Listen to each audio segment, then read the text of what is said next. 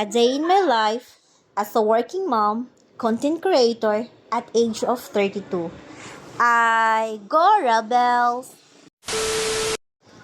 Mayong adlaw sa tanan, lit upload na daay nga video kay nayayay man ang inahan. Kini sa daay nga time di off sa daay ni nako. Ug nasad mi lakaw aning adlaw.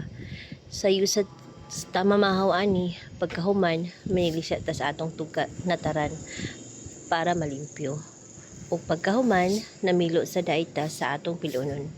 Samtang wa pa lakaw ang mga bata, gitudluan sa nako og basa ang akong bunso.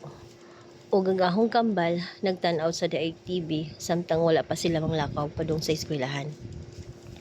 Ug nang lakaw na daig mi padung sugod, kay na may lakaw akong bana, gidala rasad ko niya. Pagkahuman na muglakaw, naniudto sa mi. Pagkahuman, hinguli sa diritso.